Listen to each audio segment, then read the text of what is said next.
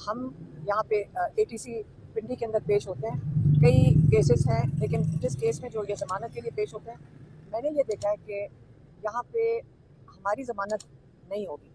तो फिर ऊपर से कोई एक ऐसा केस है जिसके अंदर पता नहीं 302 का केस है, उसके अंदर अरेस्ट वारंट भी निकल आए हैं। तो कई लोगों ने पूछा कि आप बेल क्यों नहीं ले रहे? मैंने कहा आज उसमें बेल ले लेंगे तो ये किसी और केस के अंदर अरेस्ट वारंट्स निकाल के ये अरेस्ट कर लेंगे। तो इसलिए मुझे जब इन्होंने अरेस्ट करना होगा ना, मैं आपको यकीन से बता रही हूँ, ये अरेस्ट कर लेंगे। ये जो तरीकाकार बनाया हुआ है, हम भी थक गए हैं। हम जब कोर्टों के अंदर चक्कर लगा रहे हैं, हम कभी एक कोर्ट में कभी लाहौर भागे जाते हैं। तो आप पहले हमारा तो पूछ लें कि ये जो नाजायज़ केसेस हैं, सबको पता है नाजायज़ है। एक अब 302 कत्ल का कोई केस है, उसके अंदर मेरा जुर्म ये है कि मैं इमरान खान का मैसेज जेल से बाहर लेकर आती हूँ।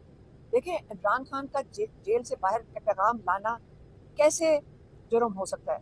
आप कहें कि कोई इश्तिहाल डलवाया है, मैंने डलवाया है, लेकिन 302 का कत्ल का केस मेरे ऊपर कैसे हो सकता है? और उसके अंदर आप गिरफ्तार कर लें, जिसका दिल करे आप गिरफ्तार कर लें, जिसको दिल करे ना करें। आपकी मर्जी है, ये इंसाफ का तरीकाकार तो नहीं है। मैं तो जज साहब से भी, जो सारे जजेस ये केसेस जिनके ऊपर ये जिम्मेदारी आई भी है, मैं उनसे कहूँगी कि देखें, आप लोगों को ये हम समझ रहे हैं कि मजबूरी है, लेकिन पाकिस्तान में हम मजबूरी के बहाने से कब तक गैर कानूनी चीज़ें करते रहेंगे? मजबूरी कोई वजह नहीं है कि हम इंसाफ ना दें। मजबूरी कोई वजह नहीं है। कल वो ये जो पुलिस वाले कहते हैं हम भी मजबूर हैं, तो क्या कल पुलिस वालों को गैर कानूनी तरीके से कहा जाएगा किसी को कत्ल कर दो, तो वो अपनी ड्यूटी समझ के ये भी कर देंगे? ये सारा कुछ गैर कानूनी है।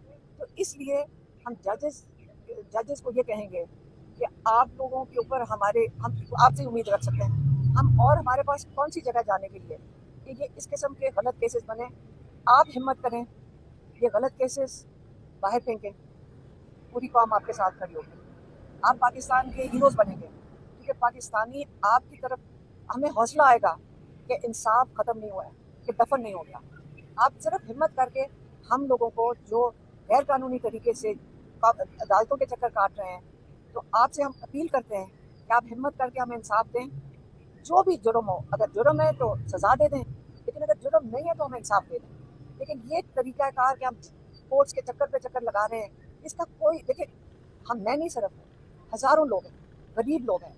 आप उनसे जाके जाके पूछे, मुझे उन पर इतना तरस आता है कि उनके ऊपर तारीख पड़ती है, वो 8-8, 9-9 घंटे सफ़र करके आते हैं। हम अब ज़ाती तौर पे कई लोग वॉलंटियर्स के तौर पे उनकी मदद करने की कोशिश करते हैं, उनके किराए भरने की कोशिश करते हैं। वो आते हैं, 10 घंटे सफ़र करके, एक हाजिरी लगती है, फिर वापस जाते हैं। आप एक दफ़ा सबको बुलाकर जज साहब से हमारी अपील है कि आप इंसाफ दे दें। अगर जुर्म है तो साबित करवा दें, पुलिस का काम है साबित करना, सिंपल सा प्रोसेस है। लेकिन लोगों को ख़राब ना करें, वो अपनी बेरोज़गार हो गए हैं, आप ये अदालतों में चक्कर लगा लगा के। ये तो अब हम दुआ करते हैं कि पाकिस्तान में जो जो हमें जो इस वक्त कॉन्फिडेंस ख़त्म हुआ हुआ है, एतबार ख़त्म हुआ हुआ है जुडिशल सिस्टम में, हम दुआ करते हैं कि जजेस हिम्मत करके ये जो कॉन्फिडेंस है अवाम का अपनी अदलिया में, वो कॉन्फिडेंस बहाल कर दें। क्या आप समझती हैं कि 5 अगस्त की कॉल के बाद अब पीटीआई 14 अगस्त को दोबारा एहतजाज की कॉल देगी?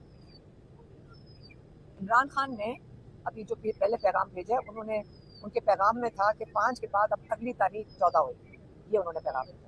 मैडम 14 अगस्त जो है यौम आज़ादी है, तो इमरान खान साहब ने एहतजाजी तहरीक का ऐलान कर दिया है।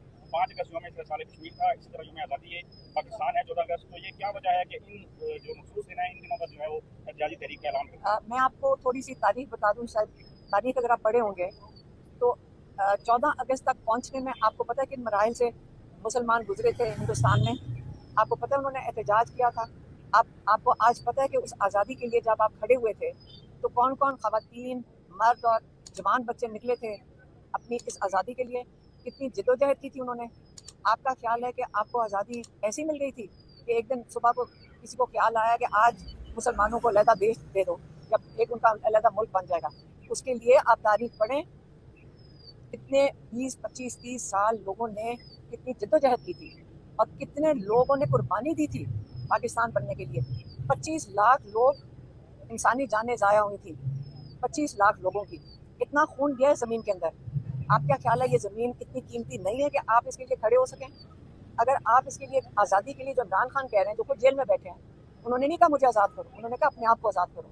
कि ये हकीकी आज़ादी के लिए खड़े होना है, हकीकी आज़ादी के लिए।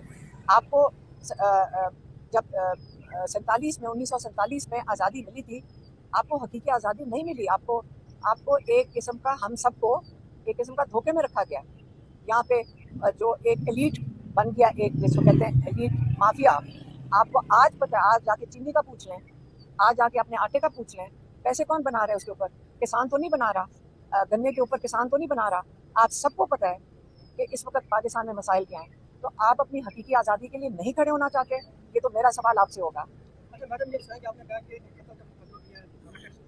आया आप उसमें आज आपने उसमें जमानत की दरखास्त दी है या नहीं दी, या जमानत रहेंगी? देखिए जी, मैंने तो जमानत के लिए नहीं मांगा।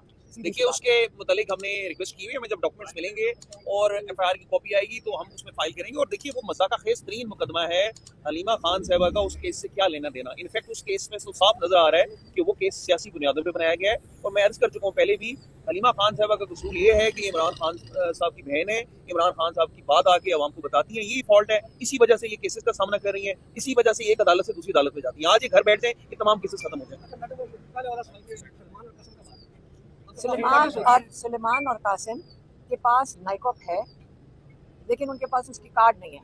तो जब आपका कार्ड गुम जाता है, आईडी कार्ड गुम जाता है, ये तो नहीं होता कि आप पाकिस्तान के शहरी बंद हो जाते हो ना। उनका कार्ड नहीं है। उनको अगर कार्ड के लिए अप्लाई करेंगे, उन्होंने कहा 5 से 6 महीने लग सकते हैं। तो उन्होंने अपने ब्रिटिश पासपोर्ट पे पाकिस्तान एम्बेसी में वीज़े के लिए अप्लाई कर दिया। तो आपका ख्याल है कि जब वो उनके बेटे हसन और हुसैन नवाज शरीफ के, वो नाइकॉप पे आते हैं या ब्रिटिश पासपोर्ट पे आते हैं? वो किसी पे भी आ सकते हैं, उनकी मर्जी है। लेकिन ये बच्चे सुलेमान और कासिम अगर पाकिस्तान आना चाहते हैं, पाकिस्तान हुकूमत कैसे रोक सकती है? वो कहते हैं नाइकॉप बनाने में नहीं रोक सकते, लेकिन वो आपको कहेंगे किश्ती पे भेजा या घोड़े के ऊपर भेजा है, किसी गधे गाड़ी पे भेजा है। वो कार्ड्स को 6 से 8 महीने भी लगा सकते हैं। वो इनकार नहीं करेंगे, कार्ड इशू करेंगे, लेकिन वो इस्लामाबाद बनने आए हैं, बहाने कर सकते हैं। लेकिन वीज़ा तो उनको 1 घंटे में मिल सकता है। उनका आज फिर फॉलो अप करेंगे एम्बेसी से, लेकिन वो वहाँ पे बात ही करने को भी तैयार नहीं है एम्बेसी के अंदर। लेकिन इंशाल्लाह बच्चे फिर आवाज़ उठा लेंगे, फिर अपील करेंगे कि हमें वीज़ा दिलवा दो। फिर किसको कहेंगे? जिनको हमारे लोग मानते हैं। देखिए, किसी ने पूछा कि आप अमेरिका जाके भाई आपकी पूरी हुकूमत जाके अमेरिका बैठ जाए, आपके लीडर्स जाके अमेरिका बैठ जाएं, आपके लीडर जाके लंदन से कह रहे हैं कि हम वहाँ से उनसे सिफारिश लेकर आनी है, तो क्या कासिम और सुलेमान उन्हीं लोगों को कहेंगे ना जिनके ये लोग मानते हैं? अच्छा मैम, तलाल चौधरी ने इस हवाले से कहा कि अगर कोई टेक्निकल इशू है वो हमारे साथ रब्ता कर सकते हैं। किससे रब्ता करें? उन्होंने कहा हमारे से रब्ता कर सकते हैं। मुझे बता दें, मैं कर लेते हैं। तलाल चौधरी से रब्ता करें। हमारे लॉयर हैं तलाल चौधरी से, हम इनको आज कह रहे हैं। फैसल साहब को हमारे एडवोकेट हैं, आप सबको मैं बता रही हूँ कि तलाल चौधरी साहब से रब्ता करेंगे।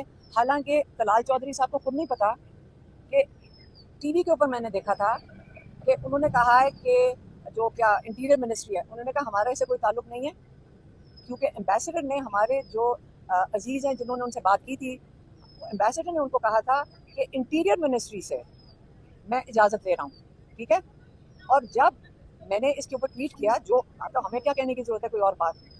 जब मैंने ट्वीट किया तो उसका जवाब टीवी पे मैंने देखा कि इंटीरियर मिनिस्ट्री कह रही है कि हमारा काम नहीं है, ये मिनिस्ट्री ऑफ फॉरेन अफेयर्स का है और एम्बेसडर का काम है वीज़ा देना।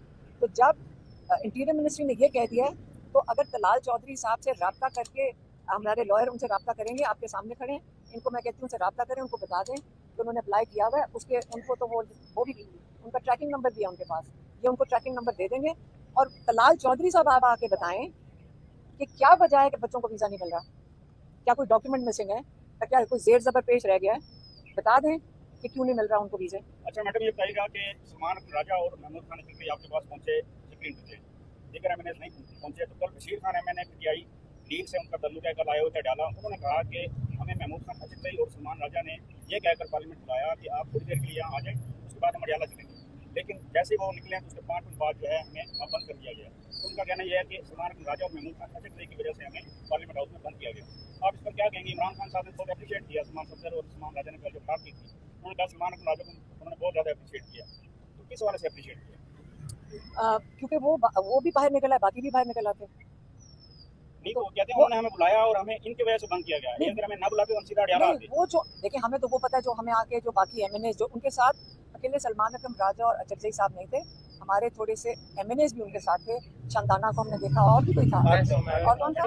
वो एमएनए से जिन पे इल्जाम लगता है कि कंप्रोमाइज है। अच्छा, मेरी बात सुने, वो MNAs भी उनके साथ निकल कर आए थे, तो बाकी भी आ जाते हैं, मुझे तो नहीं समझ आई। खैर ये इस वक्त जो इम्पोर्टेंट चीज़ है, पाकिस्तान में 5 तारीख को लोग जो इनका ख्याल था खौफ की जंजीरों के अंदर फंसे हुए हैं, अपनी हकीकी आज़ादी के लिए ये सबको पता होना चाहिए कि पाकिस्तानी वो जज्बा रखते हैं और एहसास रखते हैं कि पाकिस्तान को आज़ाद होना चाहिए, और कोई कानून तोड़े बगैर कभी कानून नहीं तोड़ा। मैंने नहीं देखा कि कोई कानून तोड़ता हो। हम भी जाकर बैठते हैं अड्याला के बाहर, कोई कानून नहीं तोड़ता। हम सड़क पे बैठते हैं कि नया कानून बना दें, बल्कि जो अदारे हैं वो कानून पे नहीं चलते। आपने देखा चक्री पे, आप भी मौजूद थे, क्या हुआ था? हम चक्री पे सड़क के ऊपर बैठे थे, 1-1.5 बजे से मैं और मेरी बहनें और मेरी बहन की नवासी और बेटी, हम सारे 1.5 घंटे से हमारी फैमिली वहाँ पे चक्री पे बैठी थी। उन्होंने कहा आप इंतज़ार करें, हम आपको बताते हैं, जो हमेशा ये कहते हैं।